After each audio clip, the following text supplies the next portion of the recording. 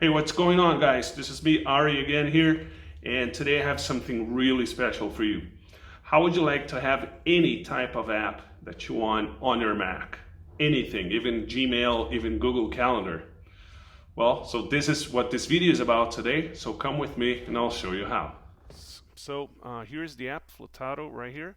Once you click on it, it will send you to this screen right here. So I'm just gonna extend it a little bit so you can see all the variety of things that you can do. So all of these apps here are available, so you can just click on any one of them. You can actually create your own, so you can just change the picture, you can change the name and everything, and it'll do everything that you want to do. So for example, here I have some apps that I leave on my dock, and these all exist, right?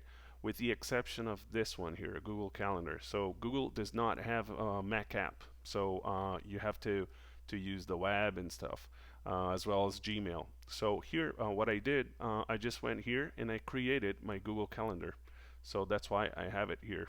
So it looks just like the one on the web, so it's pretty cool. Gmail too.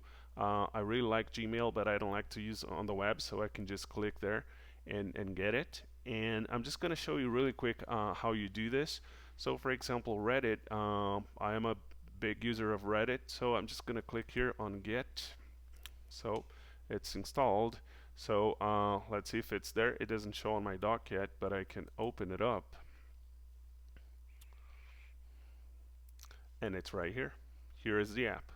So of course you're gonna have to get into here and log in and do all of the good stuff that we usually do. But if I just extend this here, you will see that it's just like it. Okay, and there you go. So you've got Reddit already right here on your dock. So mind that you can actually do this for a couple of apps only. So on the third one you have to pay for it.